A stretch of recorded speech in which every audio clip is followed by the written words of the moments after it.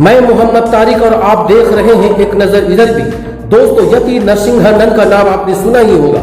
यति नरसिंहानंद वो शख्स है, वो देशद्रोही है, वो शैतान है जो आए दिन कुछ न कुछ कहता ही रहता है। मुसलमानों को कटघरे में खड़ा करता रहता है और गाली देता ही रहता है। बल्कि इसने ऐसा कुछ इसने किया है, इस बार देश के तिरंगे को जो राष्ट्र ध्वज कहलाता है, इसे उसने अपमानित किया है। न सिर्फ इसने इसका अपमानित किया है, बल्कि सत्तारूढ़ दल के पीएम नरेंद्र मोदी और अमित शाह जैसे नेता को गाली भी दी है। दोस्तों, ये अपने आप को देश पे सर्वस्वी समझता है और अपनी गंदी मानसिकता को देश पर थोपना चाहता है। दोस्तों, मैं इसकी कही हुई बात को, इसकी वीडियो को आपके सामने दिखाऊंगा। थोड़े थोड़े वक्तों पे मैं इसको आपके सामने रखूंगा और बताऊंगा कि कैसे वो देश के हिंदुओं को वरगलाता है, उनके दिलों में अपने नफरत का बीज बोता है। ये देशद्रोही पीएम नरेंद्र मोदी को खुलेआम चेतावनी दे रहा है और कह रहा है कि पीएम नरेंद्र मोदी एक ढोंगी है, पाखंडी है, इन्होंने हिंदुओं को धोखा दिया है। पहले मुसलमानों को ये आर्थिक बहिष्कार करने को कहते हैं, फिर मुसलमानों को ठेका दे दिया जाता है। ये हिंदुओं के साथ धोखा है। ऐसे पाखंडी और ढोंगी नेताओं से बच के रहना चाहिए। इस देशद्रोही पाखंडी यति नरसिंहानंद ने क्या कुछ कहा है, आइए इस वीडियो में देखते हैं। हिंदुओं के दलाल जो बात करते हैं वो मुसलमानों के आर्थिक बहिष्कार की बात करते हैं। नेता या संतों की बात नहीं कर रहा मैं, जो हिंदुओं के दलाल है, चिल्ला चिल्ला कर कहते हैं कि हिंदू समाज को मुसलमानों का आर्थिक बहिष्कार करना चाहिए। और जब इनकी सरकार बच जाती है तो सरकारी ठेके भी मुसलमानों को देते हैं। ये एक ऐसा विषैला सांप है दोस्तों, जिसे अगर वक्त पे नहीं कुचला गया तो आने वाले वक्त में पूरे भारत में ये जहर भर देगा।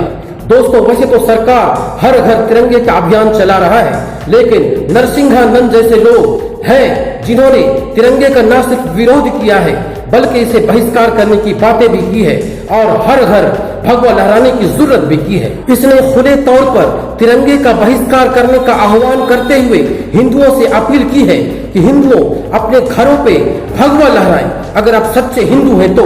और उन्होंने क्या कहा है कि तिरंगे ने हिंदुओं को बर्बाद कर दिया, सुनिए जरा। इन धोखेबाजों की बातों में मत फंसना। अगर तिरंगा रहने दो, तिरंगे का ही बहिष्कार करो, क्योंकि इस तिरंगे ने तुम्हें बर्बाद कर दिया है। हर हिंदू के घर पर हमेशा भगवा ध्वज होना चाहिए। तो सुना आपने कितनी जहरीली बोल है इसके। जिस इंसान के राष्ट्र ध्वज के प्रति ऐसी सोच है, ऐसी गंदी सोच है, और पीएम नरेंद्र मोदी जैसे संवैधानिक पद पर बैठे हुए इंसान को चुनौती दे रहा हो, उसे कोई गिरफ्तार करने वाला भी नहीं। आप समझिए कि इसके जगह पर अगर कोई मुसलमान होता, कोई उर्दू नाम वाला व्यक्ति होता, तो उस पर कितनी धाराएं लग गई होती और उसे गिरफ्तार कर लिया गया होता। आपको अभी हाल ही का एक वाकया याद होगा, जब अल्ट न्यूज वाले मोहम्मद जुबैर के साथ क्या हुआ था।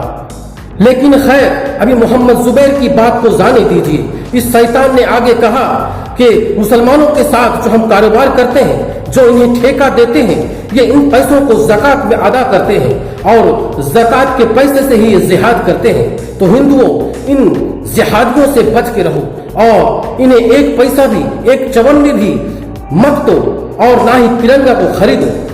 दोस्तों, ये कितना गंदा विचार वाला इंसान आप समझ सकते हैं। ना तो इसे जिहाद का मतलब का पता है और ना ही ज़कात का मतलब का पता है। बस इस सपोले को जहर उगलना है तो ये जहर उगलते रहे। सुनिए जरूर। कितना बड़ा षड्यंत्र है हिंदुओं के खिलाफ। हिंदुओं, बहिष्कार करो इस अभियान का। अगर जिंदा रहना है तो मुसलमान को पैसे देने वाले इस तिरंगा अभियान का बहिष्कार करो। अगर अपने घर में तिरंगा लगाना है तो कोई पुराना तिरंगा ढूंढो, अपने घर में लगाओ, लेकिन इस तरह से सलाहुद्दीन को एक भी पैसा मत दो। एक भी पैसा मत दो सलाहुद्दीन को। और इन नेताओं को सबक सिखाओ कि ये तुम्हारे पैसे पर मुसलमानों को अमीर बनाकर तुम्हारे बच्चों की हत्या का इंतजाम नहीं कर सकते। सभी लोगों से मेरा अनुरोध है, किसी भी मुसलमान के पास जब हिंदू का पैसा जाता है तो वो जिहाद के लिए ज़कात देता है और वही ज़कात तुम्हारे और तुम्हारे बच्चों के कत्ल के काम आती है। दरअसल तिरंगा बनाने का ठेका सरकार ने बंगाल के मुसलमान सलाउद्दीन को दिया है। इसलिए इस पाखंडी ने, इस देशद्रोही ने एक तरह से सरकार और मुसलमानों के खिलाफ बवाल मचा रखा है। दोस्तों, ऐसे पाखंडियों को इग्नोर करो और इस राष्ट्र को और भी ज्यादा मजबूत बनाने के लिए सभी देशवासी मिलजुल कर आगे बढ़े और इस देश को और इस राष्ट्र को मजबूत बनाए।